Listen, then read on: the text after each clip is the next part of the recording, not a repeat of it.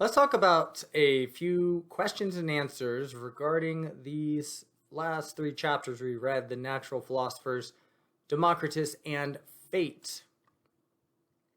Starting with the Natural Philosophers chapter, what were one or two commonly held beliefs among all, or nearly all, the natural philosophers mentioned in the Mysterious Philosopher's Letter?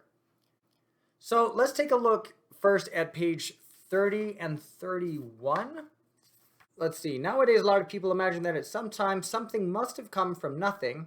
This idea was not so widespread among the Greeks. For one reason or another, they assumed that something had always existed. Talked about that a little bit in the in-depth section. This was just a common way of viewing things, that things had just sort of always existed in some form or other. So that's one thing they all shared. But there's a second thing. There's definitely a second thing. Looking on page 31, about 1/3 of the way down, we can see that all the earliest philosophers shared the belief that there had to be a certain basic substance at the root of all change. How they arrived at this idea is hard to say. We only know that the notion gradually evolved, that there must be a basic substance that was the hidden cause of all changes in nature. There had to be something that all things came from and returned to. So they didn't want to, as we talked again in the last section, they didn't want to just leave things at change or no change, but how do things change, if change is even possible? Or at least what is the fundamental, foundational unifying principle for things or substance for things, depending on how you approached it. Next question. What did Heraclitus and his philosophical antagonist Parmenides disagree about regarding change in the world? On page 35, as it starts to talk about the four basic elements and how that came about, we talked about the problem of change. Parmenides says that A, nothing can change, and B, that our sensory perceptions must therefore be unreliable. And Heraclitus says A, that everything changes, all things flow, and B, that our sensory perceptions are reliable. And so we can go from there to seeing how Empedocles is going to come in and try and change this, but we'll get to him in a second. Now, last question on this page. Who, if anyone, proposed which of the four basic elements? Water, fire, air, and earth. Let's start there. So this all starts on page 32 and 37. Thales thought that the source of all things was water, says it about a third of the way down the page. We do not know exactly what he meant by that, etc., but all life originated from water is the basic principle he was looking at. So there's water. We talked in the last section too how an Anaximander had something else, has something else going on with the Apeiron. We're going to skip that. Let's talk about air. With Anaximenes, we have this idea of air or vapor as being a fundamental element or substance. Now, most of the time when I've taught this subject, I like to attribute to Heraclitus the idea of fire. We have some kind of dim evidence that his notions of change and everything, and he had a very dark side to him, so there was a lot of this about war and strife. Maybe this is where Empedocles got the idea of strife as a force from Heraclitus, the destruction of things, the blowing up of things even as part of the cycle of change, that this maybe is part of that. In which case, we could maybe attribute fire specifically to Heraclitus, although I don't believe Gaarder ever himself does so. He just says, yeah, that Greeks in general were also necessary to creation of life, and therefore thought, fire was necessary to the creation of life, and so maybe this is why it got wrapped up in that package as well. So what did Empedocles add to these notions? Here we'll jump to 37, where it talks about him right after or pretty close to after the bit, when we've discussed the problem of change between Parmenides and Heraclitus. And it says on 37, about a fourth of the way down, it was not purely by chance that Empedocles chose these four elements as nature's roots. Other philosophers before him had tried to show that the primordial substance had to be either water, air, or fire. Again, Aristotle feels that it begs the question, why did nobody consider earth? It got wrapped up in there somehow. Thales and Anaximander with water and air. The Greeks believed fire was also essential. And they observed, for example, the importance of the sun to all living things. So go a little bit farther down than that, almost to the end of the page, 3/4 down. Empedocles believed that there were these as the substances that then were going to be wrapped up all together as part of the world. No one of them was more fundamental than the others. And he added to that these two different forces at work in nature, calling them love and strife, where love binds things together and strife separates them. And he distinguishes between substance and force this way.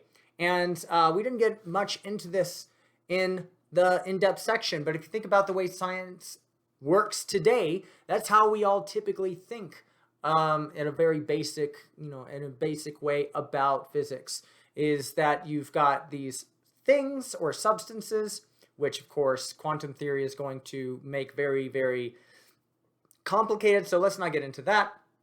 But substances, and there are forces acting between them. So the billiard balls that are in the typical physics example in high school and later in college, billiard balls or atoms, whatever have you, the force of air, all of that still requires a force of something, a force between things. And so we still kind of think this way about things today, substances and forces. So Empedocles was in that sense, at least, ahead of his time. Next chapter was Democritus. First question, what did Sophie find to be the reason to the letter's claim that Lego blocks are possibly the most ingenious toy in the world? Now this was an easy enough find, I hope. Let's jump over to, that chapter starts on 41, but let's just jump over to the next part. Why is Lego the most ingenious toy in the world? About a fourth of the way down again. She's playing with them, she's thinking about them. She discovers they are easy to assemble, she thought. Even though they are all different, they all fit together, they are also unbreakable. She couldn't even remember having seen a broken Lego block. Although, I'll tell you, they must have cheapened over time, because my son plays with Legos too, and I've seen a couple at this point. They do break, actually, these days, which we won't go down that train of thought. What's the metaphor behind that? All of her blocks looked as bright and as new as the day they were bought many years ago. The best thing about them was that with Lego, she could construct any kind of object, just like we were hinting at in the in-depth section. And then she could separate the blocks and construct something new. What more could one ask of a toy, right? You can create essentially, and this is why we invested in Legos too from an early age for my son, you could create just about any other toy you wanted by just learning how to build it from these essential building blocks. And that gives way, of course, to atom theory, or the atomist philosophy, we could say. So, why does the letter call Democritus a materialist? This is a loaded word. We'll see it multiple times as we move forward in this course.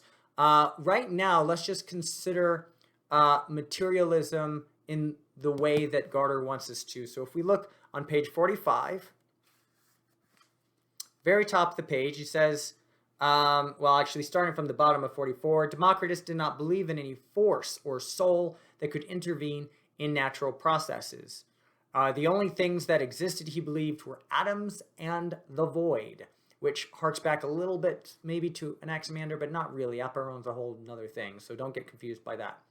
Since he believed in nothing but material things, we call him a materialist. Now, there's, again, a lot to this idea. It's actually more complicated than that. We also sometimes call people who ascribe to this particular form of materialism physicalists. Physicalists also are a sort of a brand of materialists where it's not a type of, later on we'll see Marx and stuff, what's called historical materialism. There are materialisms that maybe also are like, it gets complicated. Let me not give too many examples. It gets complicated. So we could also call Democritus a type of physicalist in the sense that he believes that there's only the stuff, the substances themselves. Last chapter, fate. How does the philosopher writer of the letters define fatalism, and in what ways were the ancient Greeks generally fatalists? We talked about this at the beginning of the in-depth section, but let's see exactly where he refers to it. We kind of did it in reverse order. Page 51 is where fate starts for the letter, in the letter.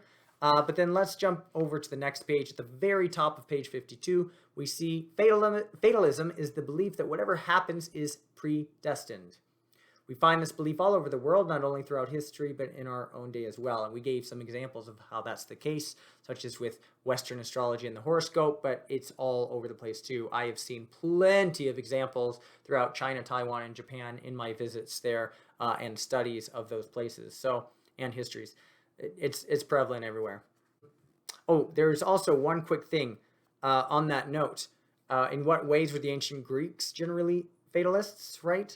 So if you jump over now to the next page, page 53, we can see that the Greeks had many stories of people whose destiny catches up with them as time went by. A number of plays, tragedies were written about these tragic people. The most famous one is the tragedy of King Oedipus.